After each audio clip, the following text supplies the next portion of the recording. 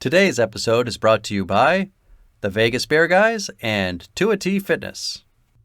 The Everything Sequel podcast contains explicit language, and I will not go to my room.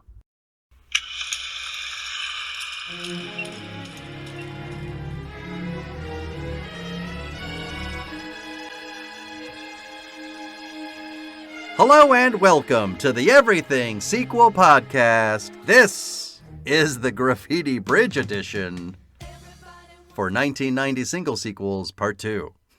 My name is Michael Shantz of the How Dare You Awards. Joining me, the man ready to glam slam, Tom Stewart of Lonesome Whistle Productions. Say hello, Tom. Sexiness to the left of you, sexiness to the right. It's all about the pimp sandwich tonight. I got to tell you, I'm so excited to talk about this movie specifically with you. Can't tell why. Well, one, you have a habit of not seeing original movies, so I was wondering if you'd even seen Purple Rain. Oh God, you're all over me, aren't you? You know. And I can't keep anything from you. Of course, I haven't seen Purple Rain. All right. Of course, I haven't seen Purple Rain. The best part about that is it doesn't matter because we watched Graffiti Bridge. Oh, I picked that up even without having seen Purple Rain. I thought that was my next question. Yeah. I couldn't imagine the film that this would be a sequel to. Right. But I'm pretty sure it's not Purple Rain. Yes, this is something completely unto itself, just with characters with the same names. Except the names, except for one character, are all the real people's names as well. So it doesn't fucking matter. That's the. I mean, I may have been at a disadvantage for having not seen Purple Rain, but I went in knowing quite a lot about Prince and Morris Day and their real life rivalry, and that is just laid bare on screen. Right. You know, they make cinematic fiction out of something that really happened in music. Well, I mean, let me say that Purple Rain does it much better, I think, but we'll leave that aside because we got to cut the head off the snake. And the quotable that I picked, I file under lines that sound like they would be great song lyrics, but make for terrible movie dialogue. And there's a buttload of them in this film. Well, there's a lot to say about songs in general and lyrics and the songs in this particular movie. So, well, first of all, let's just tell everyone we're continuing with our second round of 1990 single sequels. And we're talking about Graffiti Bridge, which is a sequel to Purple Rain. Unofficial sequel. Unofficial, correct. Unofficial sequel. Now, does that mean, did Warner Brothers make Purple Rain? That sounds right. I think so. Okay. I'm trying to figure out what I don't know why what makes this unofficial. The only thing I could think about was that Prince had enough clout to just do everything on his own. Yeah. I don't know why he would call it an unofficial sequel, but I thought maybe everybody else would call it an unofficial sequel. It's the film formerly known as Purple Rain. Yes, exactly. So this movie has 18% on Rotten Tomatoes. Oh, that's just mean. You think? Yeah. That's... At the very least, you're getting a good Prince concert movie. So that's the thing, though. And that's the first thing I want to talk about. That's worth more than 18% of anyone's time. All right. Well, I know it's not a time-based rating, but to me, that is punitive. Yeah, for what you're actually getting. But critics are going in to watch a movie, and the one thing I think is that this is not a movie. I don't know if I agree with that at all. No? I think this shows. I mean, I think this is a 90-minute music video. No, I think there's more going on than that. I think this is surprisingly cinematic for what it could have been. I agree with that. And I think Prince as a director has got a lot to offer. I look at that in shot selection and stuff like that. Like what is presented on screen often looks very good. Yeah. But to me, it still looks like the best quality video ever made. Parts of it definitely do. Yeah. Do you realize I just only because I've been listening back to our 1990 single sequel episodes over the past few days. Do you realize we have the same conversation about every 1990 single sequel? We basically agree that there's a lot to recommend it, but it's a bit of a mess. Yeah. We've said that about every single one of these films. And I think that's fascinating because one of the joys of doing a year in isolation is you notice these trends. Right. And with 1990, it is this kind of inability to package style in a coherent narrative or feature. Yeah. Yeah, right. Every time, which is sort of fascinating. That they all conform to that because they're all obviously very different movies. And on another general note, I just have to say, I'm finding these 1990 movies very easy to watch. Yeah. Part of it is attached to nostalgia because this is when I started going to the movie theater. But also different nostalgias. Yeah, absolutely. So yeah, obviously I'm not at age 8 or 9 or whatever. I'm not seeing a lot of these movies, but this is what I remember films being like. Okay. So I get what you mean. Yeah, I get what you mean when that makes sense. But that's only part of it. I think more objectively, there's a warmth to the use of light and color. Yeah, in the look of these movies, which has vanished from cinema. We just don't have it anymore, and it's extremely comforting. For me, it's comforting for me too. I wonder if we're the perfect age for that, or but it's got to have something to do with what's been lost in digitalization. It's hard not maybe, to, like the texture of cinema, the texture of film.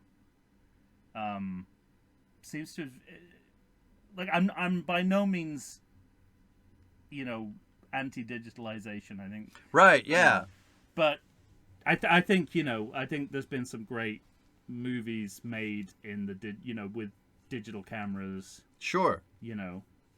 I think you have to be more of an artist to make it work. You have to be on the level of a David Lynch to sort of make it work. But I'm by no means against it in principle. But I do, even objectively, I can say that it's not as rich. It's not as rich. It's not as comforting to look at. And that means they go down very easy, even when the individual quality of the films vary. Yeah. No. Yeah. So I'm having a good time. I'm having a good time, but it's interesting because we're getting. When you look back at the sequels we've done and then the sequels we're doing right now, you still have all kinds of sequels. And when you look at like A Three Men and a Little Lady, that movie it's not like the smash hit that the first movie was, but that movie did well enough to like warrant a third movie that just never happened. And often in sequeldom, we talk about the law of diminishing returns. A sequel that kills the franchise. Yeah. And in Graffiti Bridge, we have a sequel that killed an actor, essentially, because this movie made such a small amount of money, and Prince got so frustrated with how this movie came out. I was reading that he just, other than maybe little bit parts and small things, he kind of just stopped acting after this movie. I don't know if he directed and wrote this movie, and the idea of being disillusioned with the entertainment industry is all through this. So I think that process has already started before he started writing this movie. Maybe. If the content of it is anything to go by. Well, and you mentioned that he wrote and directed it himself, and sure did. The only other movie that feature-length film that he directed was Under the Cherry Moon. Yeah. And he directed a hell of a lot of his own music videos. His own music videos, right. So he's got plenty of experience to draw on as he's making this movie. But and still... By the way, I think, what he demonstrates here, and I'm sure in the music videos he's directed, he understands how to put himself on film. Yeah. And how to capture the best of his performance style. He captures what makes Prince great on film, directing himself, which is no mean feat. I don't think every music artist can do this. I was always impressed. I was impressed both by how he put himself on screen and also how he spread the wealth to other musicians and acts. I gotta tell you, gave them is able to bring out the best of them on film as well. Like both of those things happen in this movie, and that's kind of remarkable. There's not many. I mean, it's it's not breaking news to say there's not many artists like Prince in the world or ever will be. Right, exactly. But from particularly from this angle, I think that is not something he's necessarily given credit for. Mm-hmm. The ability to sort of transfer those skills to film. Yeah. Because we see it elsewhere in his music. He wrote songs for other people. He produced other acts, as well as kind of being able to promote himself and write his own music and perform his own music. So it's nothing new from Prince, but this film kind of illustrates that he's able to put that on screen. Well, I think this film also demonstrates the flair of Prince. Yeah, there's just he's something. A true artist. I mean, yeah, exactly. A true multimedia artist. Yeah, he's that. And what I find interesting about both this movie and the movie that preceded it is, for a musical genius, he spends so much narrative time about dealing with self-doubt and having other characters talk specifically about his music. This is more in the first movie, but specifically about, there's a character in Purple Rain that says, "Kid, the only person that knows anything about your music or gets anything about your music is you. It's just not accessible to other people." Yeah. And there's a portion of that in this, Definitely. with the glam slam and the failure and having to come back, and just an artist like Prince being willing to take that narrative trip, to me, is very interesting. Not to mention, like you said, his real life fight with Morris Day. They were fighting so much at the end of Purple Rain that they weren't speaking to each other.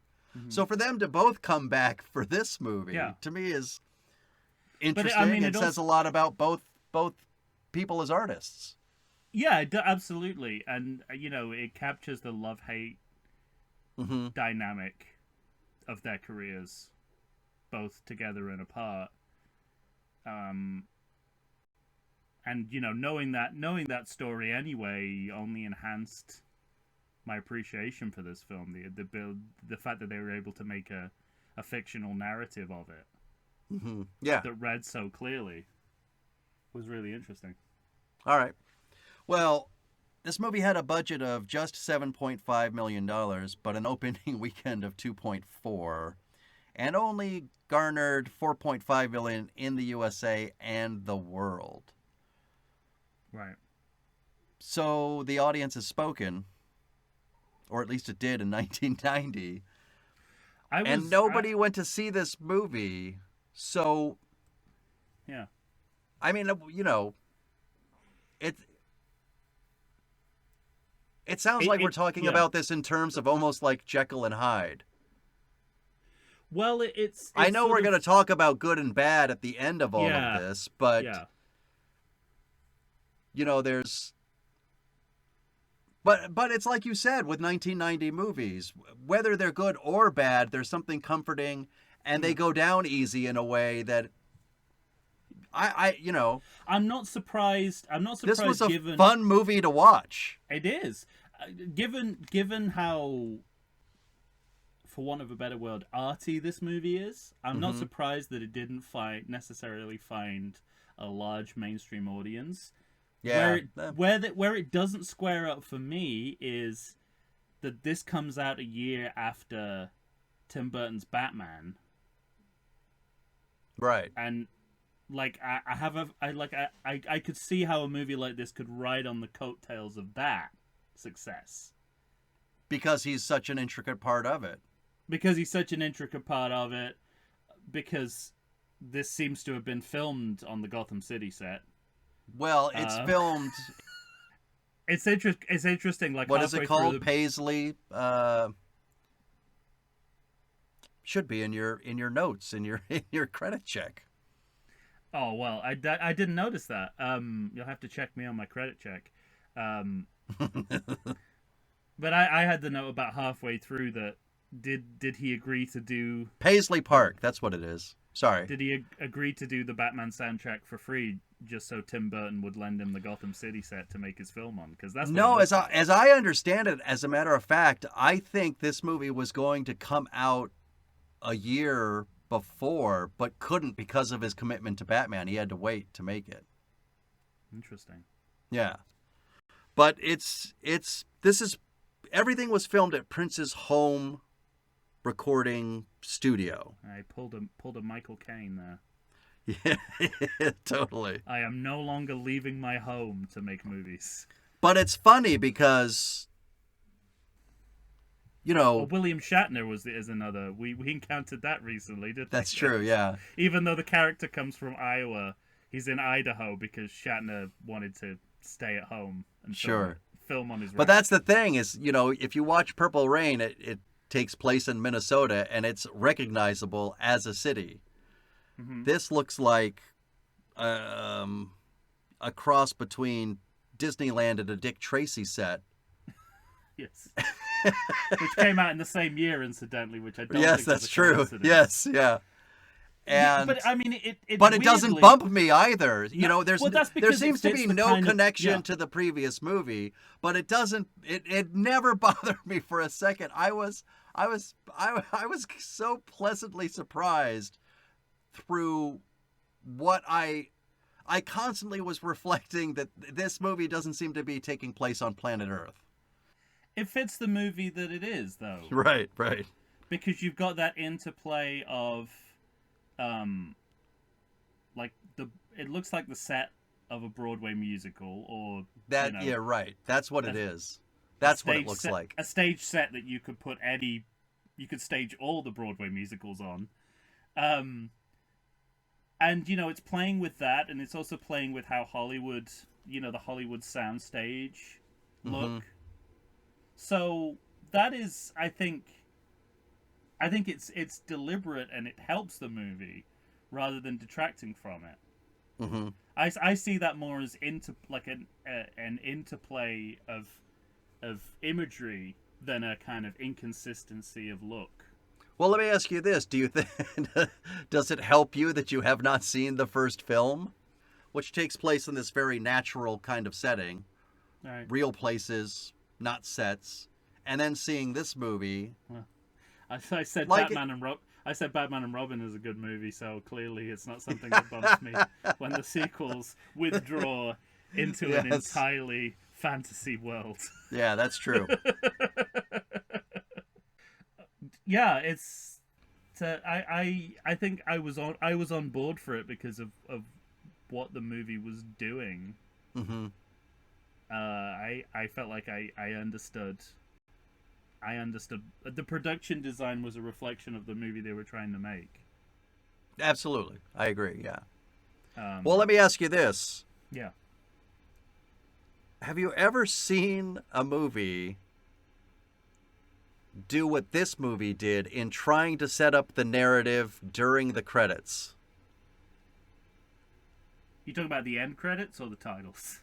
The title credits. Actually, both are true. That's true. You're right.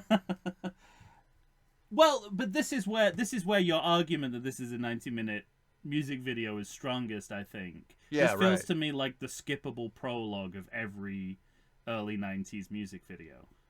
I bet if you look at the music videos that Prince directed, I bet they all begin like this. That's interesting. And I didn't feel like there was a narrative until about a third of the way through. Yeah, that's true. Because nothing is established. It's just kind of imagistically represented. Mm-hmm. And that happens, and then when the same thing happens enough time, you realize that it's part of an ongoing story. You say to yourself, "Oh, she's an angel." Well, that's it. When that woman disappears like 3 or 4 times, disappears and reappears 3 or 4 times in a row, it's like, oh, so it's Wings of Desire. Okay, I get it. Right. She's an earthbound angel. Okay, I get it. But that's a good sort of like. It's deep into the movie. Yeah, absolutely. But I think there's I think the prologue feels skippable, and then immediately they just kind of they get into they have like back-to-back music numbers, right? That kind of just that are just so sublime because of the people performing in it, and how well it's being portrayed. That you sort of that's your buy-in, I think. Mm-hmm. And then you gradually realize that there is some sort of a story going on, but we only ever refer to it happening about every half an hour. Yeah, right.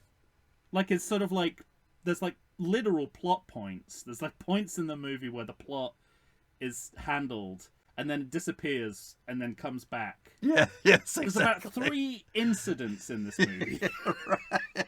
Stringing it together. I'm not. This is not criticism. I mean, these are just observations. I'm not saying it doesn't work. I'm really not. It worked for me. I don't know. It was funny. One of the things I wrote, I said these credits are like an impressionist painting. Yeah.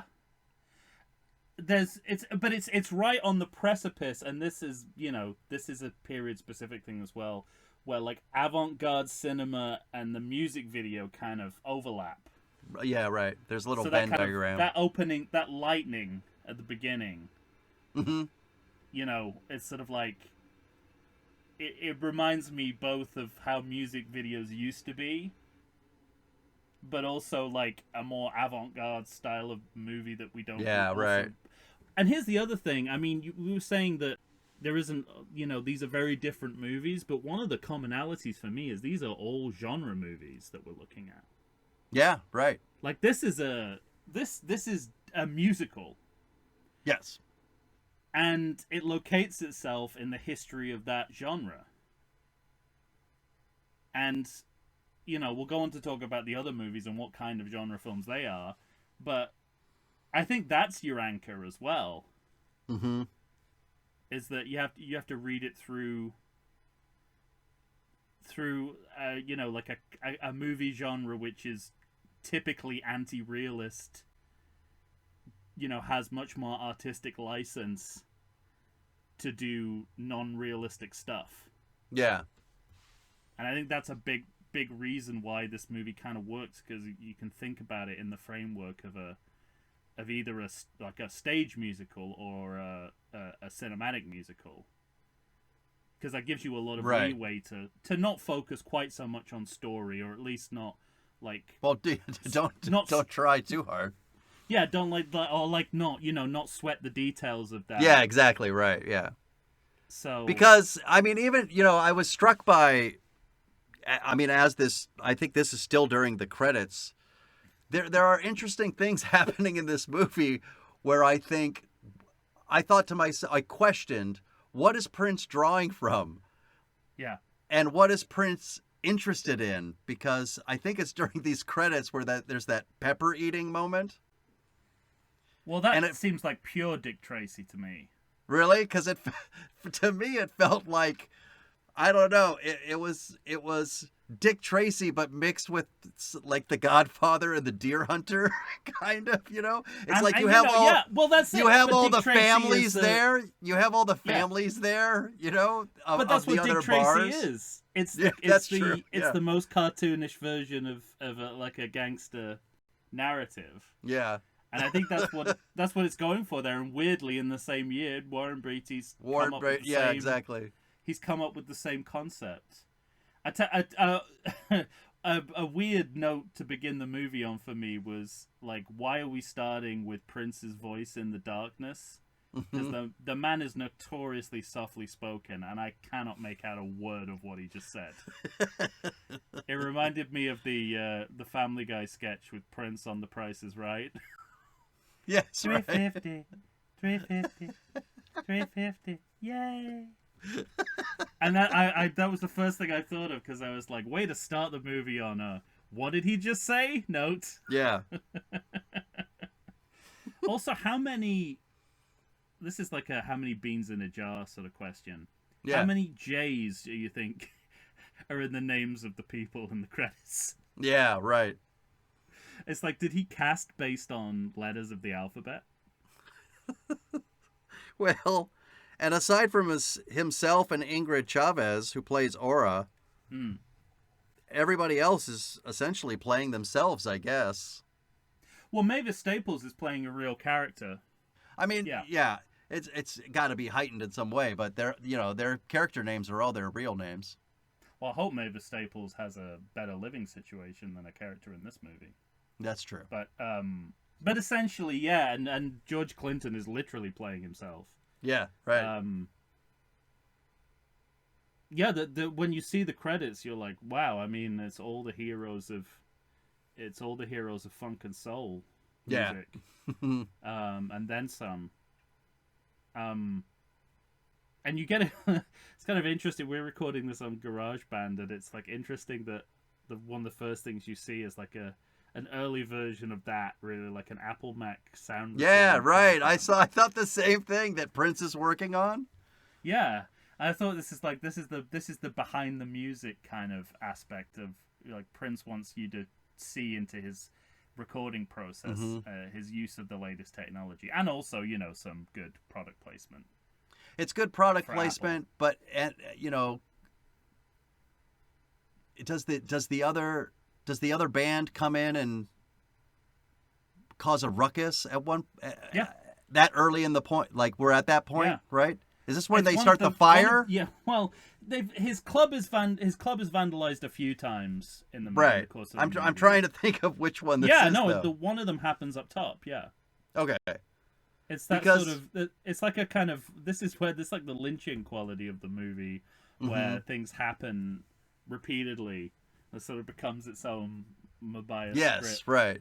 of storytelling. I don't know how aware of it they are, because they do reuse the shot of Prince flipping up the trap. The door. That's what I was just gonna say, because the trap door. He does that at least twice. He does. I think more than twice. I think more than. Yeah, conservatively twice. Because there's something happening with Prince and his character in this movie that fascinates me, because every time he comes out of that trapdoor, he's coming out of that trapdoor like Alice walking into Wonderland. Yeah, yeah. And there are moments in this movie where he's looking at characters like, I've got you pegged exactly who you are, and I have figured everything out. And then maybe some goons will come and like grab his arms, and then the look on his face is, what's happening and what's going on to me? Yeah. And I don't know, there was something in his performance that really tickled me, because there was an innocence within it, plus a sage wise man within it. Yeah. And I can't believe this is happening to me in it. And like you could get all three of those in a span of 15 to 20 seconds. Yeah, and the idea of who someone is purposefully unstable. Right. Yeah. Which is another way in which you should just kind of avoid looking for things like character consistency. Yeah. Because you're not going to get it. The pleasures of this film lie elsewhere. Mm-hmm. I think, but I think you realize that early enough on for it not to be a problem. I'd say. I mean, there are some drawbacks. There are things that the movie narratively promises that it doesn't deliver on. Yeah. And I have a harder time with that. Like that expectation versus reality. Because the film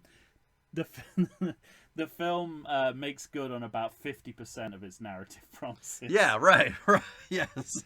and the 50% that it doesn't follow through on is what I would really like to see. But we can talk about that. We'll talk more about it. I'm sure. I keep reflecting. Yeah, go ahead. I just want to mention, in the Dick Tracy hot pepper eating scene, and I think in his group throughout the movie, one of Morris Day's goons is this Mike McClintock from Veep looking motherfucker. Who looks really out of place.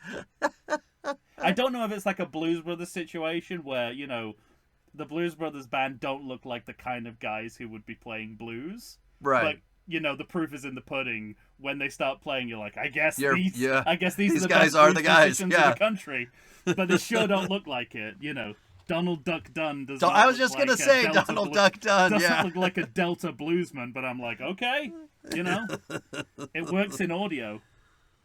I also, in the credits, Prince, because there's a kind of humble brag, this proto version of a humble brag with Prince in this movie. He's constantly sort of like understating his importance, and then suddenly he'll do something extremely vain that puts all the focus back on him. And the first one is in the credits where, his is the last name to appear on the cast list.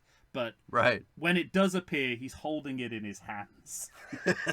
So you notice it more than any other name in the credits. And I think that is the definition of a humble brag. It's like humility that redirects the focus to you. Sure. And there's a lot of that in this movie, and basically that's how he uses Morris Day throughout the movie. Mm-hmm.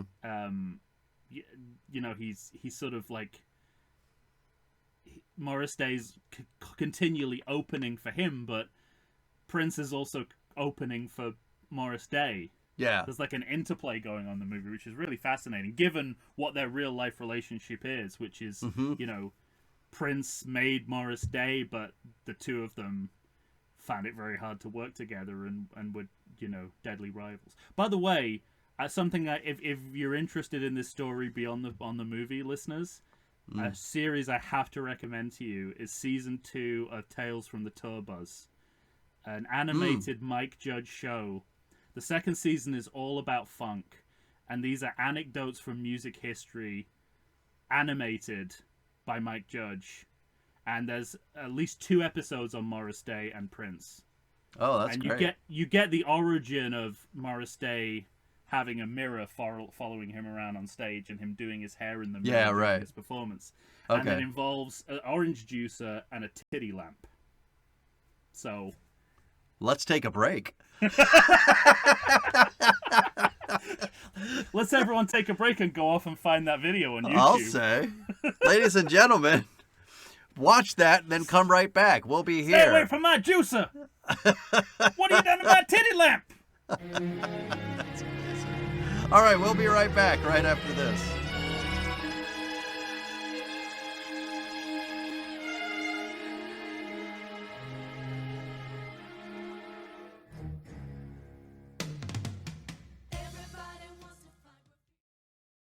I like to think I know something about beer, but nowadays even I get overwhelmed when confronted by the exhaustive selection of craft beers they have at bars, breweries, and even grocery stores. Back in the day you had 1, maybe 2 craft beers to choose from, and if you were confused, you ordered a Guinness. But in beer-stinations like San Diego, the craft beer options lately are in double, sometimes even triple digits. So what's a beer drinker to do? You need what I need. The Vegas Beer Guys. Your beer of choice should be a perfect blend of malt and hops. And so a live show about beer needs that same balance. And the Vegas Beer Guys matches beer expert Dan Aker with self-proclaimed beer novice Stephen J. Weiss. The results are eminently drinkable. They're on Facebook. They're on Instagram. They'll try new beers. They'll tell you about beer. Think of them as your beer Sherpas guiding you up a foamy-headed mountain to reach the peak of your pint. God, I need a beer.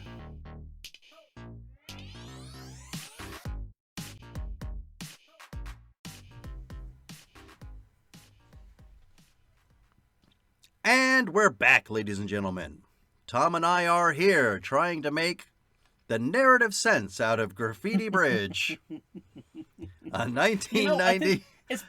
It's possible... Sorry, you hadn't even finished. So I was just going to say it's a 1990 film directed by Prince. I was interrupting you like it was a David Mamet play. I'm sorry. That's all right. Didn't even make it through the first line.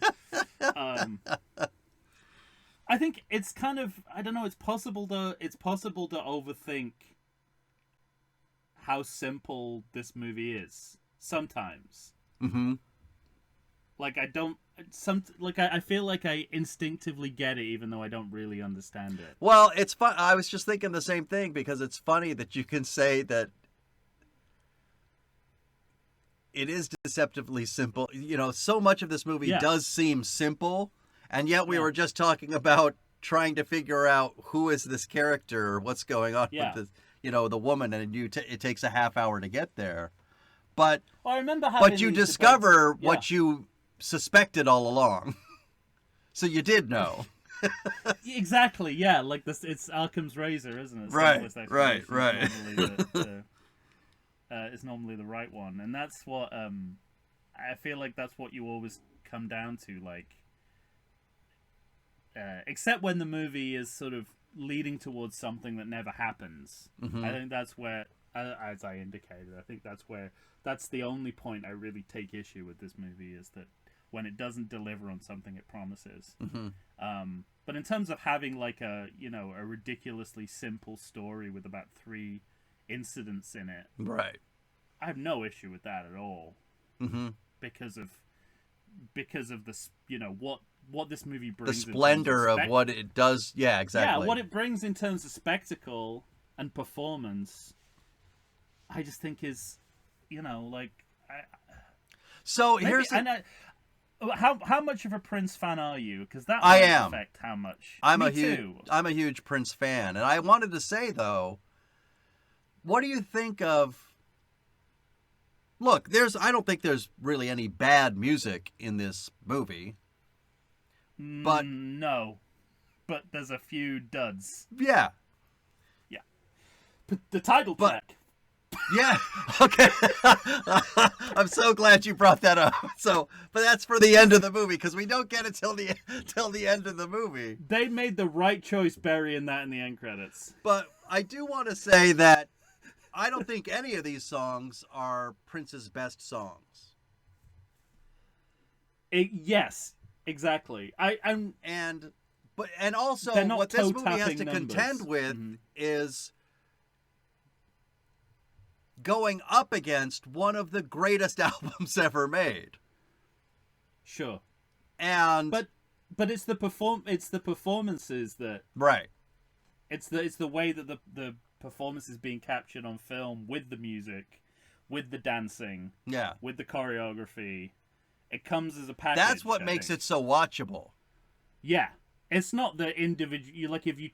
I'm not gonna be just listening to the songs. Right. So. If I was just listening to Elephants and Flowers, I would turn it off most likely. I don't know if I go that far. I think the quality of the music is variable. Okay.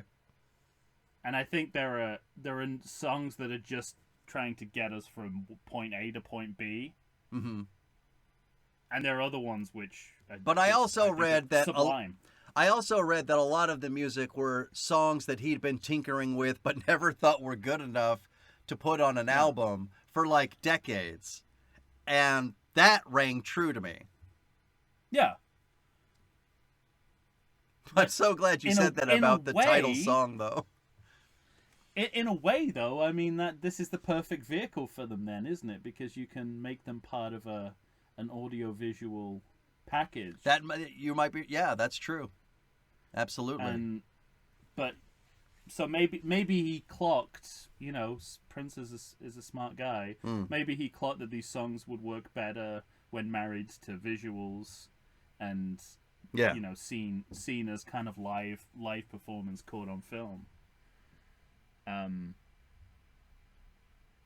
I think, I mean, we talked a little bit about Prince's acting. You know, the character is all over the place, but I don't think that.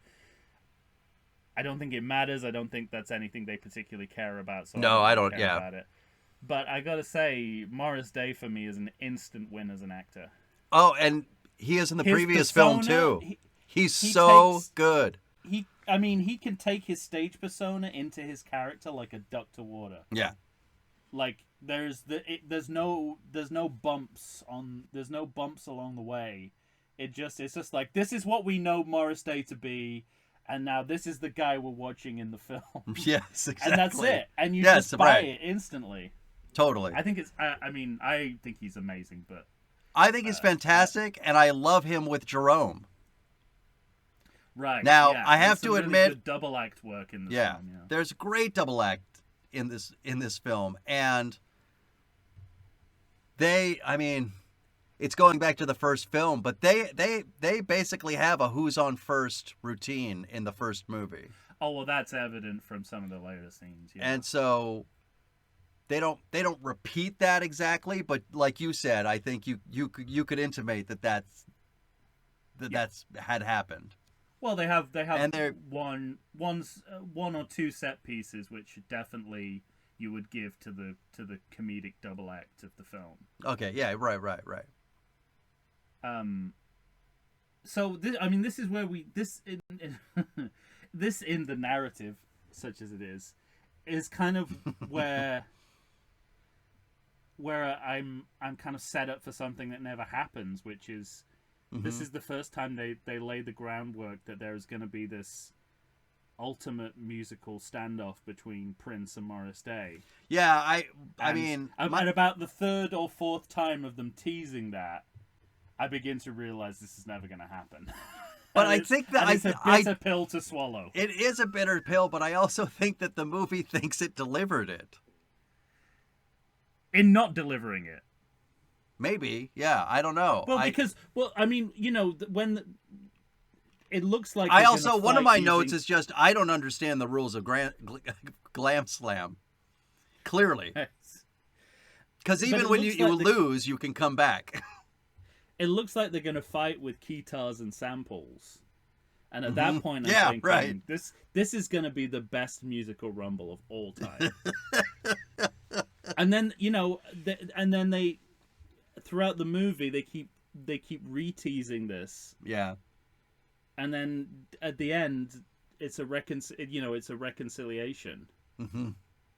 But this is what I mean about what I think the movie thinks it does, because it has a character, one of a kind of outside the lines character who says, "So the kid did it, and with a ballad." So he's saying he actually won the Glam Slam.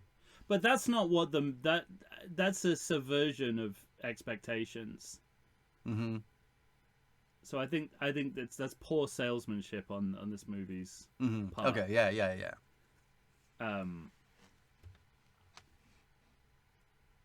But you know, I mean, a lot. I guess along the way they certainly deliver, but this is something that just seems that the film is so specifically setting up for.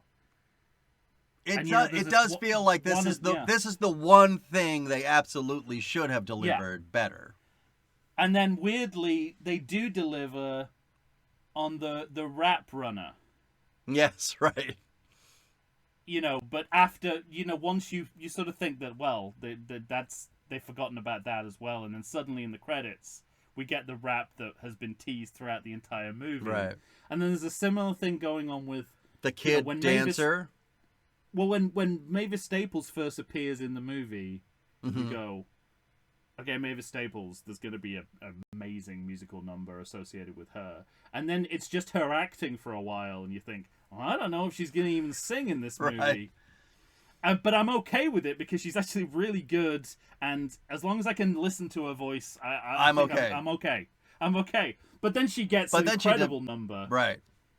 Probably the best number in the film, and I think Prince knows it because he doesn't do any of his surrealism. I think you might be right. Yes, I thought I have that note. I thought the same thing. He puts the camera on her and stays there. And just yes, exactly. You don't want to miss any of it. But anyway, so it's hits and misses in that regard, I think. Yeah. Let's talk about the Graffiti Bridge. The actual bridge with graffiti? The actual Graffiti Bridge. To me, it's immediately said Brigadoon. Absolutely. I mean, it looked like, in the Gene Kelly Brigadoon. It looked like a scene from that, except there's graffiti on it. And I think that's totally deliberate because he's definitely playing with the imagery of classic musicals. Yes. Broadway musical on film. There's so much West Side Story in this. Yeah, right. It's heaving with West Side Story. And that's another anchor, right? You could sort of follow this through. Well, that's the thing, because West Side Story. As I watch this movie, you could watch this movie for 10 minutes and pick 30 different things that you think he might be influenced by. Yes, that's true. Including Madonna's "Like a Prayer" video. Yes, and also Madonna. It very nearly turns into when that feather drops from the sky. I know. I said, am I watching the "Like a Prayer" video? What's going on? My note was, I didn't know that the Forrest Gump feather had starred in a previous movie.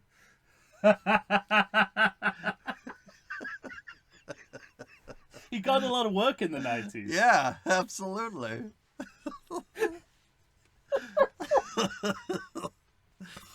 It reminds me of one of my favorite jokes. It's a joke by a British comedian called Vic Reeves, and it's not a joke. It's just an observation. It's like, whatever happened to the Elephant Man? He did that one film and then nothing after that.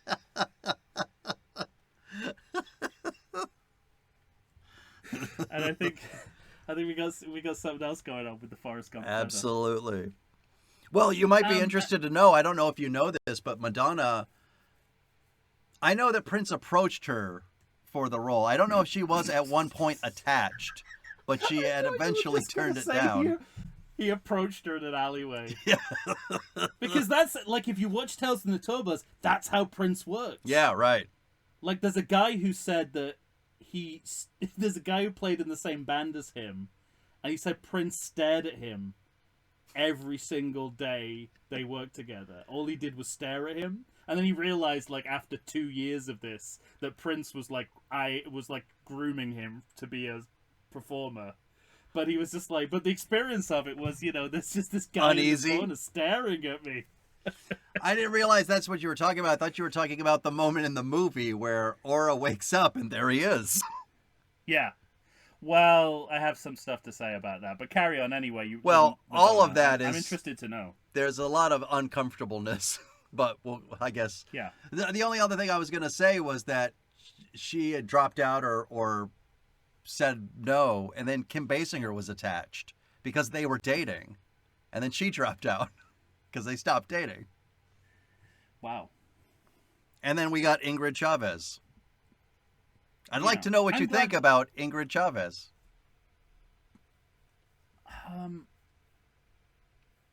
Because I didn't find her to be a particularly strong actor, yet didn't bother me. It doesn't bother me. Yeah, it doesn't really matter. Strangely enough, she's kind of the lead of the movie. I know. She's not really a character. She's just a thread, really, that the movie keeps pulling. At first, I thought she was literally in narrative trouble. Yeah, one of the things very early on in the movie that I literally thought she was a muse. I thought she was his muse. I wasn't. You're wrong about that. I wasn't sure that people could see her. Then she started talking to people, and I said, "Okay, I gotta reformulate." But isn't it entirely possible that that's what she started off as and then became something else? Yeah, you're right. You're right. And that it all makes sense to Prince that it's the same person. Mm-hmm. Yeah, this is where I think it's when she vanishes and reappears more than once that I know. That's when I know. That Yeah, other people can see her. Yeah, you know, it's not a great Gazoo situation. yes. My note is so Aura is an actual angel. And here's so the characters are kind of like Aura are kind of anchors, because the other one is the kid.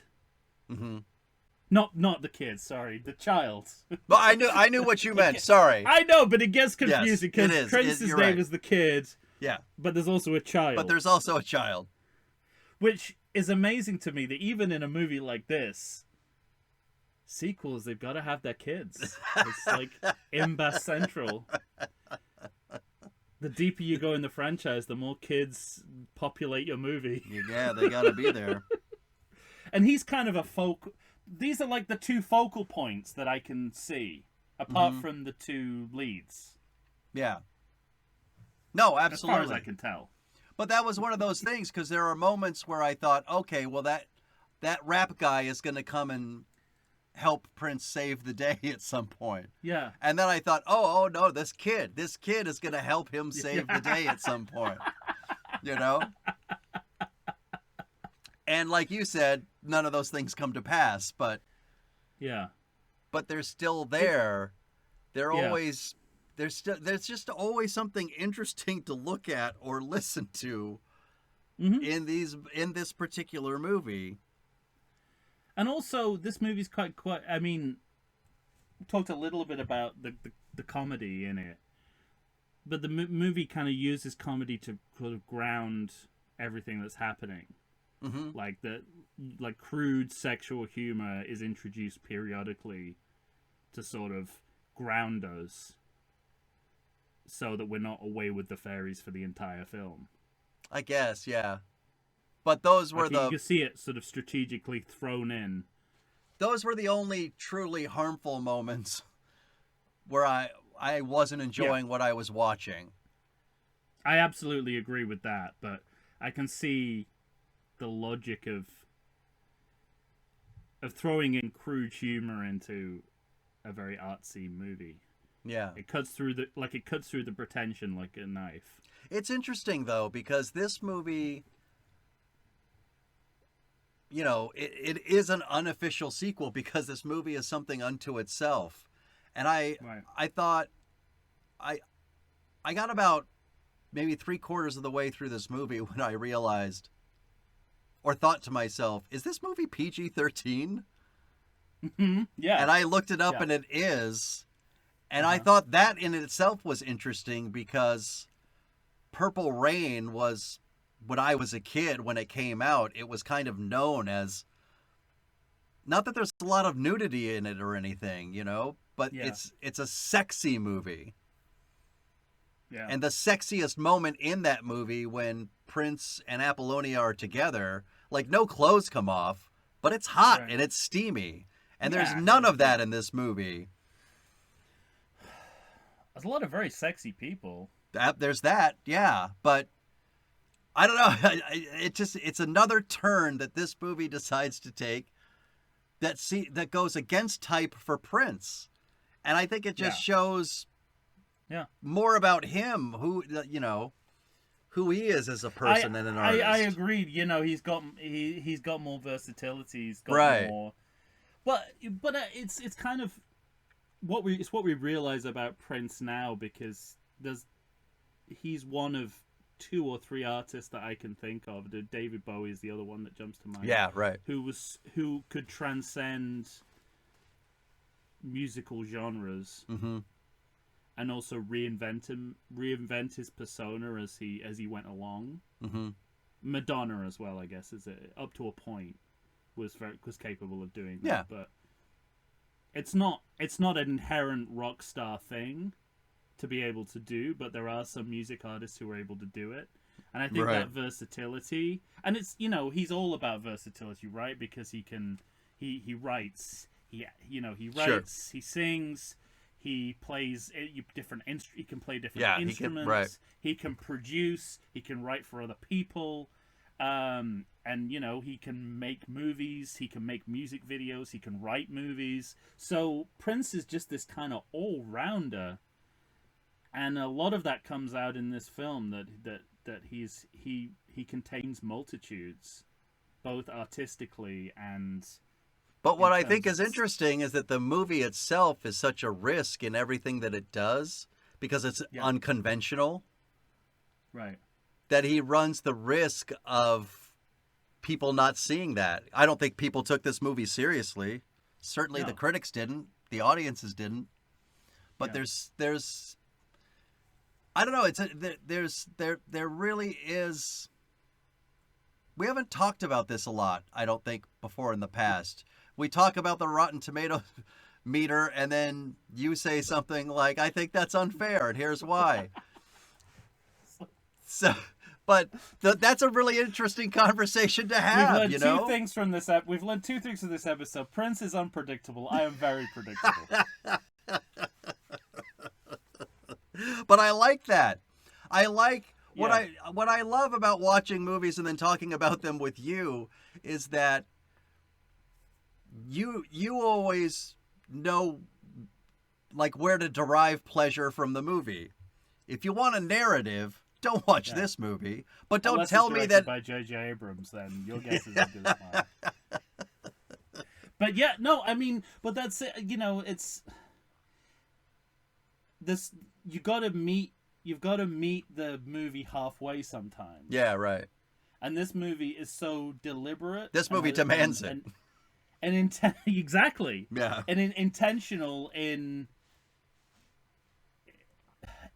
how you know, it's asking for you to approach it differently. That's the best way I can put it. Yeah, right. And if you find but it's also it's Prince, it's Prince's music, it's Morris Day's music, it's got Mavis Staples in it, it's got George Clinton. How hard is it to engage with that? Mm-hmm. You're right. I don't find that inaccessible, right? And there's a lot of movies that are as impenetrable as this, that don't have those fringe don't have those things. Yeah, right. Yeah. So that makes me sort of think, like, you know, that people need to try a bit harder, and you know, it's you've got to at least be appreciating the talent that Prince is, that comes to bear. Yeah. Yeah. But I guess also that can prejudice you and making you think this is a better movie than it is, because it has huge flaws, and it's not all of its project works. No. And it's often difficult to see what its project is, and that's frustrating. I get that. Mm-hmm. But there's so many buy-ins again and again. Sure. That make you want to reinvest in the movie, even when it starts to alienate you. It could be the smallest thing too, Tom. At one point, I said to myself, "Is that a giant Crisco bottle in the background?" Guy playing a Game Boy. I'm back in. Yeah, exactly. Why is that in the movie? Why? Talk to me, please. My favorite thing was that I discovered on a close-up 20 minutes after I thought that about the Crisco bottle, that it's a Crisca bottle. I don't know what that is, but I like seeing it. But also, I mean, you can't underestimate someone who is known as a music artist. Like, Prince as a visual artist really shows up here. Yeah. Like, his use of color is fantastic. From someone who's not doesn't have a background as a film director, he's able to use color in a way that reminds me, and you've said it already, like impressionistic way. Yeah, right. Which harks back to the Hollywood filmmakers of the 40s and 50s, like a Nicholas Ray or Otto Preminger, and how they used Technicolor. Like, yeah. It's not like I don't think you can sort of like this isn't guaranteed when music artists start to direct and control their own work. Mm-hmm. Like it's definitely more than just a vanity project. Even though superficially that's what it appears to be, because he's doing he's in the movie, yes. he's writing, he's directing. It's all it's his music. Mm-hmm. It's the acts that he produces are in the movie. So it seems like but there's way more to it than that. It's a genuine artistic endeavor, and it deserves a lot of credit for that. I agree. I would say. All right. Maybe we should take another break. Sure. Or do you have more? No, I my very next note is, you've been previewing it for a while. The bad part. The bad part, yeah. So, well, I think that note of positivity. Let's end here, and then we could start with the bad part and finish high. Yes. All right. I agree. Let's do that right when and be carried off like Jesus. Exactly. Right after this. We'll be right back.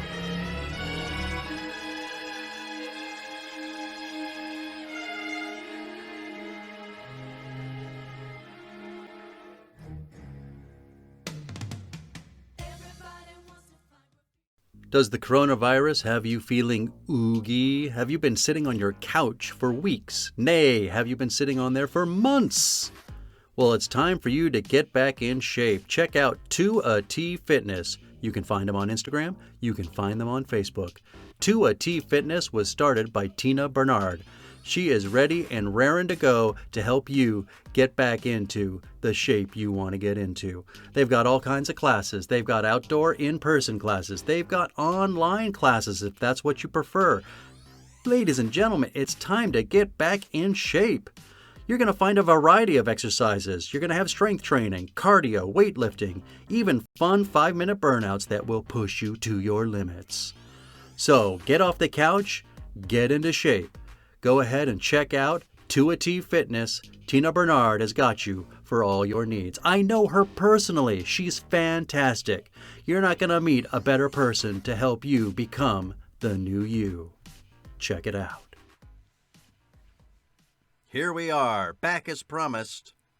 Tom and I are finishing up with Graffiti Bridge, the 1990 movie with some bad parts. We'll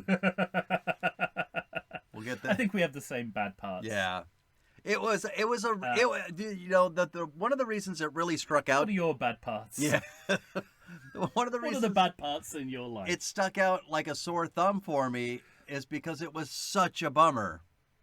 In an otherwise, whether I was watching something good or bad, I was interested. We got to get specific. Yeah. For me, it's the date rape threads. Yeah, that's it, exactly. Of the scenes involving Morris Day taking Aura, specifically feeding her lots of alcohol. Yeah. And I wasn't even sure if Jerome, because he's underneath the table. I don't know how. I don't think this bit or this gag was nearly as funny as the movie seemed to think it was. Yeah, right. But him being it's not, because it's like a high maintenance version of slipping a Mickey. He just keeps subbing out the wine. Right. Well, and I couldn't figure out, was he putting something in the wine? Quite possibly. Was that part of this? So it was ugly enough to begin with. Could have been uglier, but I'm not sure because the movie's not sure. It just feels like something that Bill Cosby would write into a film. Yeah, yeah, absolutely. You know what I mean?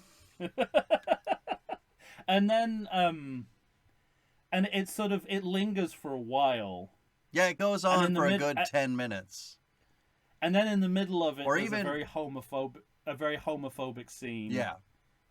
Involving Morris and Jerome. Where they accidentally start making out with each other, and then it's the light that comes on again, like. And they play it well. It's funny, mm-hmm. And they're performing it in that sort of knowing way that is, shows that they're on it comedically, but I also am not sure that last moment is nearly as funny as they think it is. The drawn out pass out. Sure.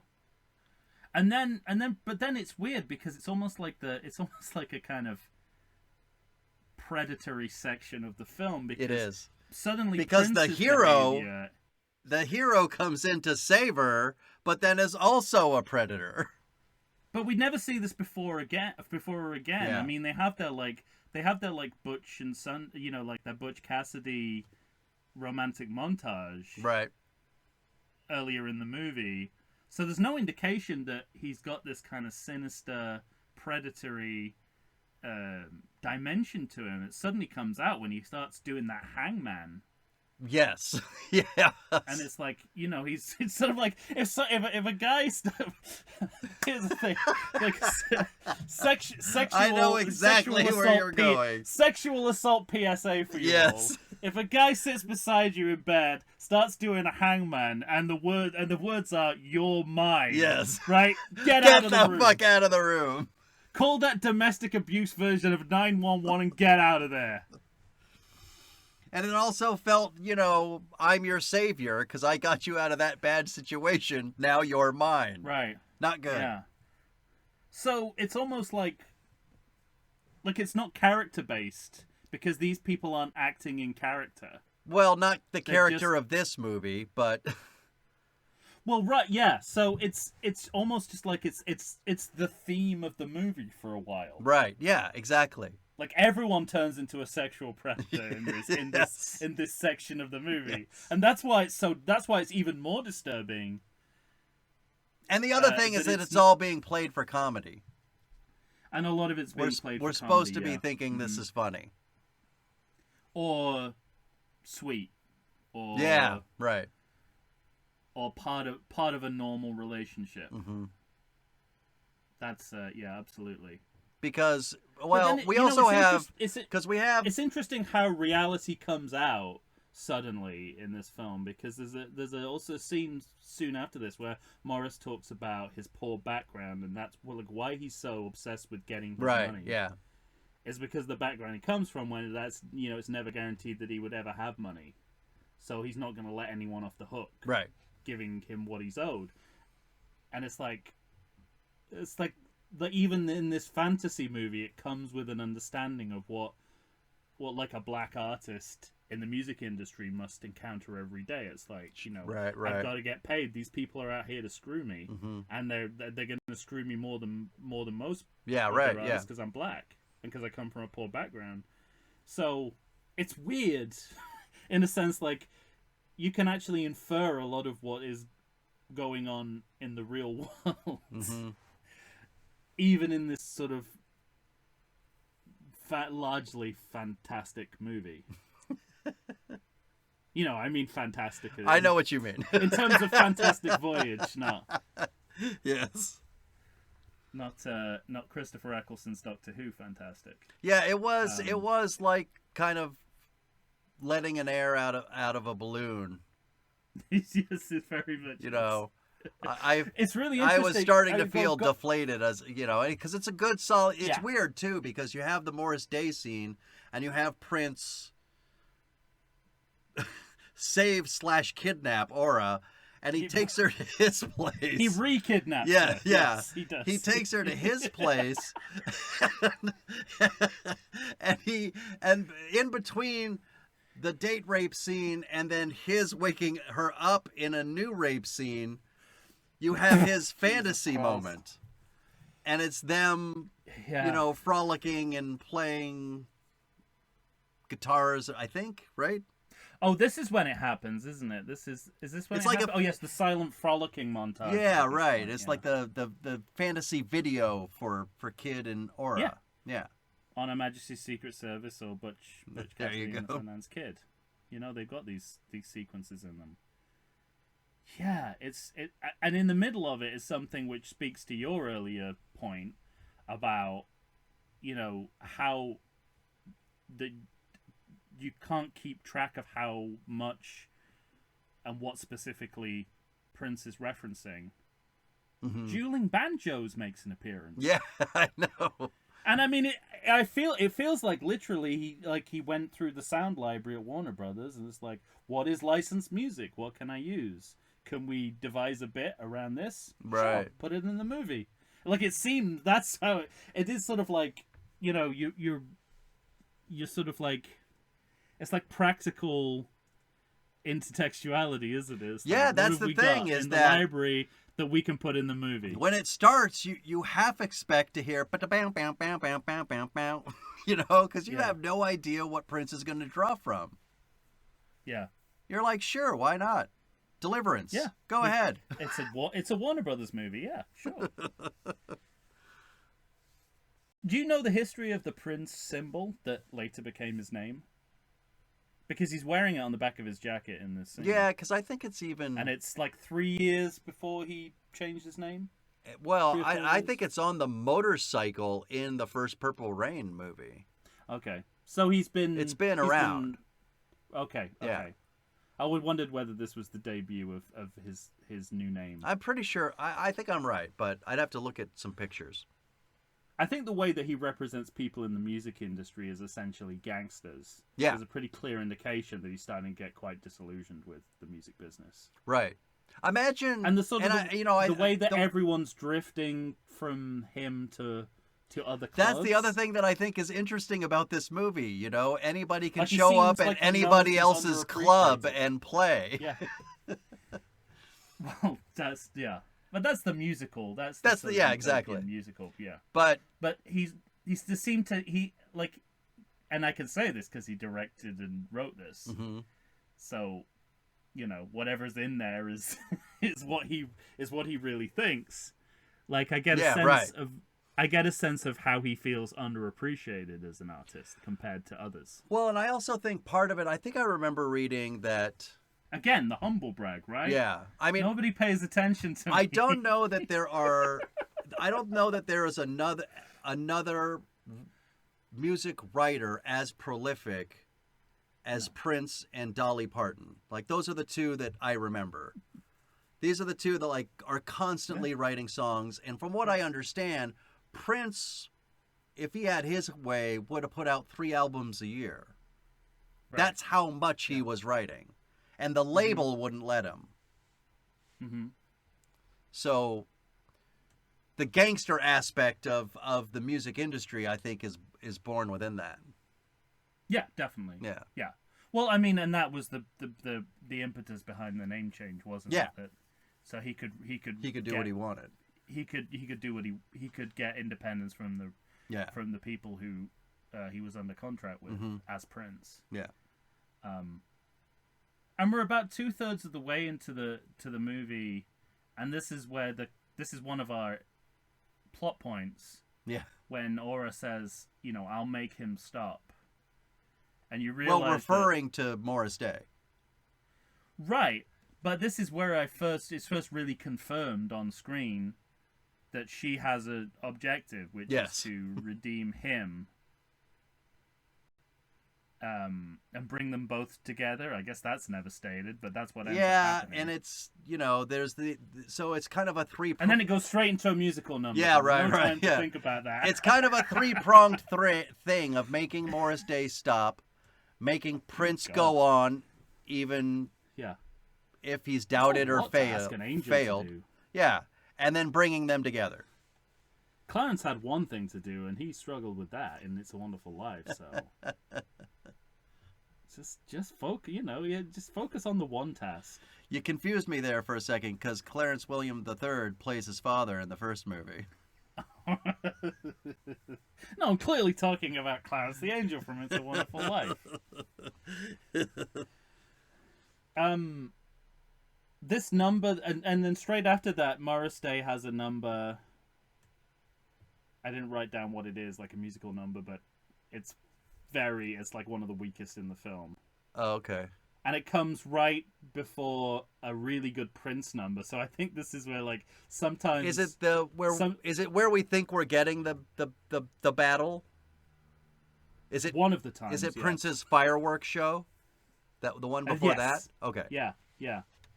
And you realize that he's essentially opening for Prince, and Prince has the better number. Yeah. And so but the movie treats it like he has the weak number. Yes. Yeah. But the truth is clearly the opposite. Again, it's a humble brag, right? It's the classic. I think it's called The Shake, or they do Shake. The Shake, yeah. Yeah. Because Prince does Tick Tick Bang. Yeah, and then there's another sort of, again, like even in a fantasy world, the internal social distinctions of black culture are still running rampant because Morris's previous girlfriend sort of says he calls her a half and half, calls Aura a half and half. And it's like funny. It's funny that she's an angel. This isn't the real world, and yet the real world keeps intruding in on these moments. And then, there's another very weird sequence here, the sort of strobe lighting rap striptease. Yeah, right. Which then turns into a commercial break. Wait, am I forgetting something? Morris says, we'll be back after these messages. Oh, that's right. Yeah. Oh, I had a thing I wanted to ask you about Morris's club, too. Because did you think ever about another 48 Hours, another 1990 single sequel? Because I thought, oh my God, we have more cage dancing. Well, spoiler alert, we got the two Jakes coming up, and a lot of this movie looks like it exists in 1948 America. Absolutely. Specifically 1948 Los Angeles. I guess the style of this movie is caught between the contemporary and then interwar America. Yeah. Like everything is a hybrid of those two things. I don't know if that is just the fashion. I was gonna say, is it? I think it's just funk and R&B. Maybe. It felt more like the fashion to me. Retro. It felt more like the fashion to me, but. And just as a sort of musical history aside, this movie reminds me that Prince and Morris Day are the missing links between funk and R&B. Like they've got a foot in both worlds. Sure. Like they're looking back to George Clinton's Funkistra and James Brown and that kind of era, but they're looking forwards to groups like Boyz II Men and Sure, okay. MC Hammer. Like it's really clear to me. It's like that this is a precipice moment for music, for black music. Well, not just black music, but American music. And they're right on the cusp of both waves. It's really interesting. You wouldn't know it if you didn't watch Graffiti Bridge. I know. I wouldn't know it. I wouldn't know it no matter what, because I'm not as music savvy as you are. But but it makes sense. I get what you're saying. Yeah. Like they're able to exist in both worlds, and then Prince will go on to be like a top-selling R&B artist after this point. Mm-hmm. Like one of his personas is that, but up until that point, he'd been a kind of electro-funk sort of prodigy. It's just it's fascinating. And Morris Day looks like Little Richard. Yeah, but his music sounds contemporary. Yes, it's fascinating. It's just a fascinating kind of hybrid of styles. I don't think they used George Clinton properly in this movie, though. So having said that, because he appears at the beginning, and you see him during one of his performances, and you're like, okay, great, and that's George Clinton's in this movie, and that's it. Next time you see him, he's selling out. He's selling out to Morris Day. Yeah, right. And in between, you've had Mavis Staples. Well, and it's really confusing when he's first playing, because I didn't realize that he was playing in his own club. I thought he was at the kids. Clinton's. I thought he was at the kids' club. Well, how was there an establishing shot? I don't know. How many? No, this movie doesn't do establishing. I didn't think so. Like how many clubs per square foot? Do you yeah. This one. They're all on one street. They all managed to be on one corner. Yeah. And all sort of like adjacent to an alleyway. Mm-hmm. I remember like very early on in this movie, there's like an alleyway shot, and I thought I don't know where I am in the world of the movie, but I know when this movie was made. Like we could be in a Tim Burton film, we could be in a Michael Jackson video, but it's definitely 1989 to 91.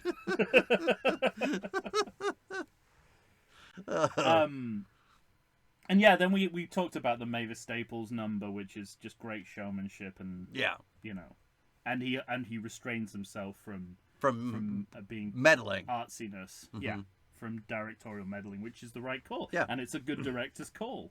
You know, that's the job of direction too. What do you make of this narrative point of him doing Tick Tick Bang, losing apparently the Glam Slam, but being able to come back, and Aura, like the bit about the car accident? No. Well, I was going to say before the car accident that, you know, this bit of trying to get the kid to keep going. Because there's no sense of the kid in any portion of this movie that he's not going to keep going. Right. Well, I guess there's one moment. But again, it's like he does. He sort of says, I'm gonna give it all up. But then they continue to vandalize his club, which seems like a waste of right. like manpower, right? It's sort of like he's already closed the club. Why would you vandalize it? And I guess that starts, you know, that like, you know, it's sort of like poking the bear, and that makes him want to come back. It's very confusing. Yeah, maybe. Yeah, there is at least that. Well, I don't know. I think I'm doing most of the mental gymnastics there. I don't think that that's actually in the movie. But what's great, I think, about when the car accident comes in, it's like all these questions just become subject to a really blatant piece of melodrama that just kind of swoops in and takes over the movie, and then it sort of becomes like the end of West Side Story or a less realistic Do the Right Thing. And there's even, like, again, just to make it a triple reference, one of the runners in the movie is like a digital sign. Yeah. Like a digital scrolling sign that says it's just around the corner, which I've got to think is a Scarface reference. You know, the world is yours sign. Oh, yeah. In the original, I only know the original Scarface. I don't know I think it's in the De Palma one too, but I don't know that as well. Okay. So it's like a very Hollywood moment in the film, like a recognizably. Yes, very. This could be in like a musical. I half expected also the body to disappear. Like I wanted it's already disappeared several times. That's true. Yes. And reappeared. Maybe that means if you saw that, you think it would more likely to reappear. The fact that she doesn't disappear is a sign she's actually dead. Yeah, yes. It's like the opposite of Yoda. It's like, how do we know that she's dead? She doesn't disappear. You have to burn her. It's funny narratively the effect it has on every single character. Yeah, well, I mean that's what it's in the movie to do. Yeah, no, it? yeah, like, it's a catalyst, and I think they're pretty upfront about. It's just a brazen attempt to play on your emotions, on the emotions of the people in the movie, and it works. And you know that it's funny because even though I'm hugely disappointed we don't get this musical showdown that could have been a great finale for the movie. Watch the first movie. Oh, you get it in there? Yeah. Oh, then it's an inversion. Still disappointed. I mean, you know, still seems like a waste. But in 1990, I do think there is a lot of value in the message of this movie being, let's choose a path of reconciliation and non-violence. Yeah, absolutely. Right? It's a time of great social conflict. This message matters outside the world of the movie. Sure. So I'm glad they went down this route in a political sense, just not the entertainment value is not as strong as it could have been. Well, I mean, you know, sorry, I was just looking at a different note. I was looking at. Okay. Yeah.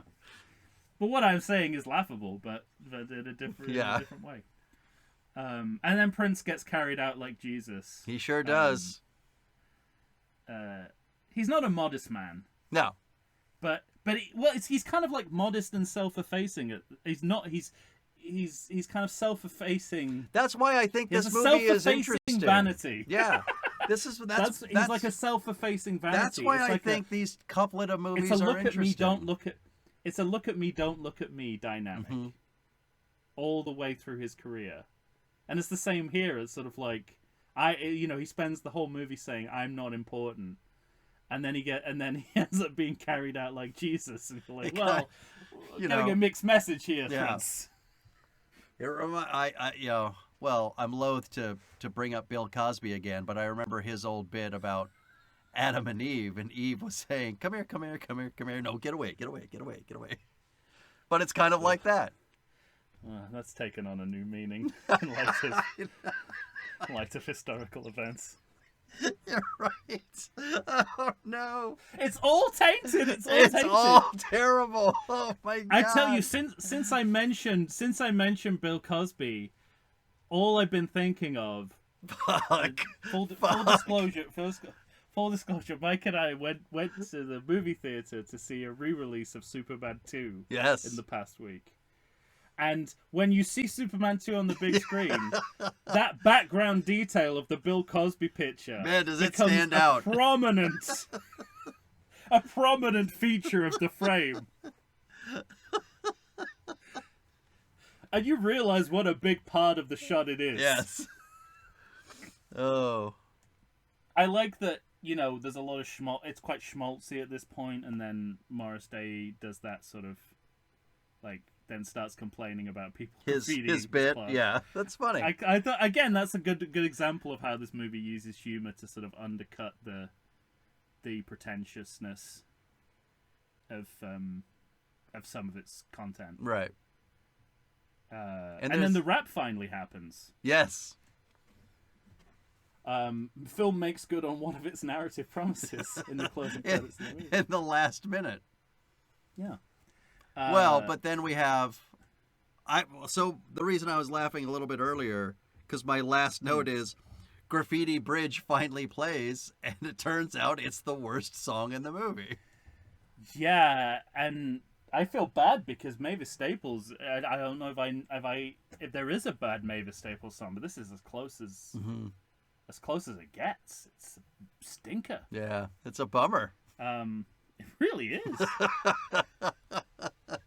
But at least he's got the good sense to bury it in the credits. True. I mean, maybe it's like, if you say that this film is full of a lot of, songs that he was noodling about with and never really finished or couldn't get right. Maybe he just liked the title Graffiti Bridge, not the actual song he wrote. Totally. Because it's Graffiti Bridge is a great metaphor for the movie, and it's a good, it's a location that ties the movie together. Yeah, it is that, right? I guess. Well, you also don't really need it. Yeah, but early on it feels... Except that she seems to live under that bridge like a troll. Early on it feels like the place she materializes at. Like a Trolls 2. You come to her under the bridge. Troll 2, god damn it. Troll 2. Another 1990 sequel. Yeah. But there's, and that's something we didn't mention as well, and, shouldn't be underestimated, is the sort of, there's a fairy tale quality to this. Oh yeah. They take aspects of Shakespearean plays. There's some Midsummer Night's Dream in here. They quote some of the verses. The first face she sees. Again, I'll fall in love with. Yeah. It takes the date rape quality of that and transfers it onto a modern property. So, just there's so much going on referentially and elusively in this movie. It's almost hard to keep track of. Yeah, no, it is. And it's coming from all different kinds of media and different kinds of culture. Mm-hmm. And it's just sort of, sometimes it is just rapid firing at you. Yeah. It's like, it's a genuine tapestry, it's sort of woven together from disparate parts. Yeah, exactly. Into a whole. Some mostly successfully. It doesn't feel incoherent. No. Or like excessively incoherent for the kind of movie it is. Yeah. It's funny. I don't know. It's. I could see somebody saying that it's incoherent. Yeah. But I wouldn't agree with it necessarily. I don't know. There's just. I think Prince is the kind of guy, if when he's writing a film. If he first of all, if he'd lived, and just still kills me to say that. But if he had lived and he was, well, I guess he lived to the age where they had screenwriting software. Sure. I think he's the kind of guy who would like use screenwriting software and just fill in the gap. Like he'd create a screenplay with a beginning, a middle, and an end, and then just fill in the gaps with his nonsense. Because that's what this feels like. It's like a really what he did He's got the basic background of a classic screenplay. He wrote 25 pages of a script, and then ballooned it to 90 pages. Yeah, with his nonsense. Yeah, but those 25 pages was like 10 pages at the top. Yeah, 10 like 5 in the middle, and another 10 at the end. Yeah, totally. And in between is just it's just filled it with stuff, with Prince stuff. Yeah. So I think he's the kind of person who appreciates structure and restraint where it's needed, but he can also clearly go off the deep end sometimes. Yeah, absolutely. But it's it makes for you can't, because you wouldn't be a fan of those kind of, you wouldn't be able to go back to those kinds of classical texts, right? Yeah. If you didn't have some sense of structure and like narration, and it is there, so it makes for an interesting watch. It does, yeah. And I don't know. It's very. I don't. The control experiment would be, if you're really not into Prince, would you be able to stomach this movie? I suppose as a film, because that's what carries me through a lot of the time. Mm. So I don't quite know how objective I can be. With this, I'm trying to think. This was like a Kenny G vehicle that hit all the same notes but contained the music of Kenny G, right? And was as skillful, like made as skillfully as this to enhance and capture the music of Kenny G.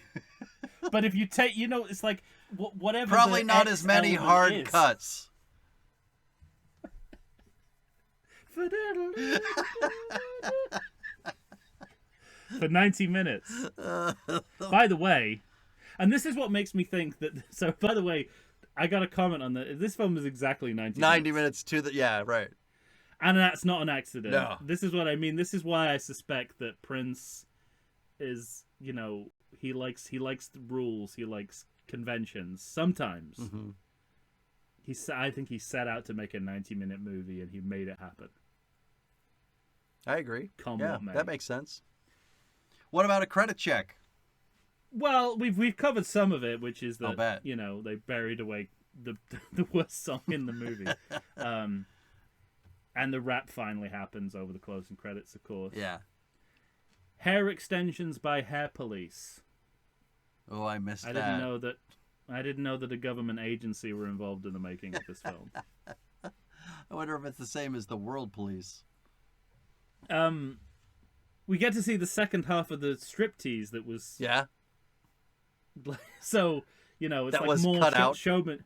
Yeah, it's like more showmanship, right? Mm-hmm. It's sort of like here's a titillating sequence that we cut away from, but if you stay to the end, you'll get the rest of it. Although it does end with Morris turn off the light, so right, yeah, it kind of ends in the same fashion. I guess that's as far as you can go in PG-13. Aside from ripping out a human heart. George Clinton's Funkestra. Yes. Within the names of the people in his band. 3 cities, 1 town, a doctorate, several one-word names, and then just a guy called Patrick Adams. Most normal name in the world.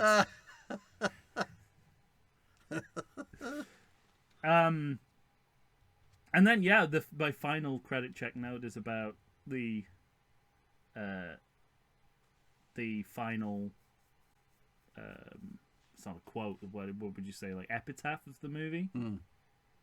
May you live to see the dawn. Yeah. Prince was a pioneer of text speak even before right? there was phone messaging. They got the U is a U, and the two is Absolutely. The 2 is a digit 2. He's taken that "I would die for you" trick. As if he hasn't done enough, he also invented text speak. There you go. Well, ladies and gentlemen, that's Graffiti Bridge. You're gonna have to tell us what you think. Yeah. First, have you seen it? Your guesses are as good as ours. But I enjoyed it. I did too. That's my big takeaway is that I'd watch it. I'd sit and watch it again. Yeah, I think I would too. I think I'd get more out of a second watching. I think I'd get less, but I would still enjoy it. You think? I don't think there's much to get. I think a lot of it is smoke and mirrors. Okay, well, but I spent the first, like you said, like the first half hour, sometimes literally trying to figure some stuff out. So I would, I felt like a lot of it was washing over me as I was trying to decipher different codes for the movie. So that's true. So I figured if I could just, just sit and breathe. Yeah. But yeah, I understand that. But I was, I was also like, when I said smoke and mirrors, I meant in the sense of smoke screens. And, yes. And funhouse mirrors. But there's also fun houses. But there's also a lot of smoke and mirrors in the movie. Absolutely. As props. All right, ladies and gentlemen, tell us what you think. Find us on Facebook, Instagram, or Twitter. Send us an email to everythingsequel@gmail.com. If you haven't joined the Patreon yet, what are you waiting for? You get bonus episodes, so check in with Patreon, and we got plenty of stuff for you already. One day, I guess we'll do Purple Rain. Someday you'll have to watch it. Finally. I don't feel like I have to watch it. I just I get these assignments, and sometimes I haven't done the pre-work. Love that. Just have to go in cold. There you go. Yes. What else? By all means, if you're listening to us right now, then rate and review us. Yes. Let us top charts, please. It really helps people find the podcast, so do that. Yeah. All right. For Tom Stewart of Lonesome Whistle Productions, Michael Shantz here of the How Dare You Awards. When you hear us next time, oh, friends, we're on the case. The two Jakes. We got Jakes. Yeah. 2 of them. That'll be next time. All right. Say goodbye, Tom.